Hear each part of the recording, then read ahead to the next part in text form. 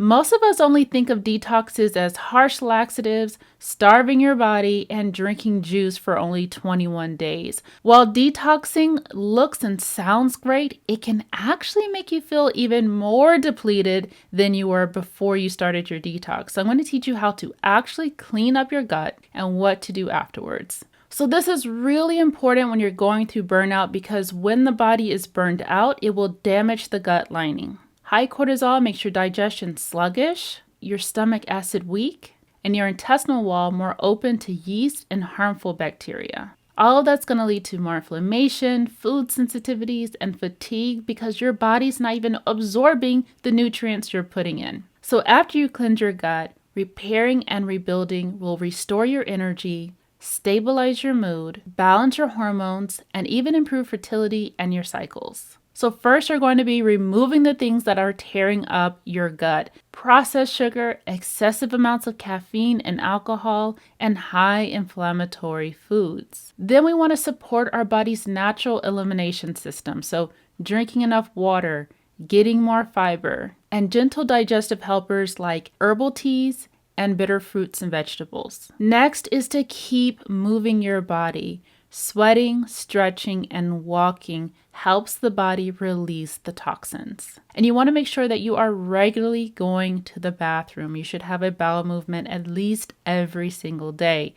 So if you're backed up, let's get the elimination going. So doing these things are going to be gentle, supportive, and have an amazing effect on your body. Now let's talk about post-detox repair. Because most women just stop here, they feel lighter, they're like, oh, I feel so much fresher, my skin is glowing, and then they go right back to their old habits. So what do we add back into our diets after we've detoxed? So adding probiotics through fermented foods like yogurt, kimchi, kefir, and sauerkraut are going to be so helpful for your gut to fight against harmful bacteria and yeast that's creating all these problems to begin with.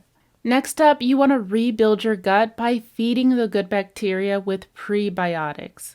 So this can be foods with resistant starch like lentils, plantains or unripe bananas, cashews, and cooked and cooled potatoes like a potato salad.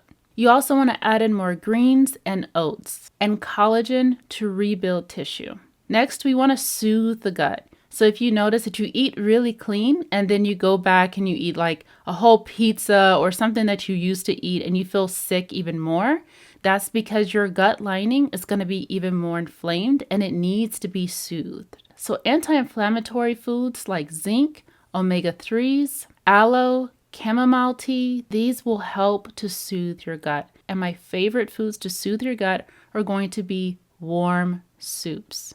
They're easy to digest and the minerals go straight to your cells. So you can think of carrot and ginger soup or a zucchini basil soup, bone broth, or veggie soup. These are going to be so good for hydrating and soothing your gut. Next, you want to seal the gut. Your gut lining needs really important nutrients like vitamin A and vitamin D, which are fat soluble. Vitamin E and zinc help to seal in the leaks in your gut. And you can find tons of recipes in my community, The Pleasure Wire, to support your gut as well. Click the link below to join today. So a strong gut is a non-negotiable when it comes to burnout recovery. That's everything I wanted to cover today. Of course, we are covering so much more when it comes to gut health and burnout, so be sure to watch this next video coming up.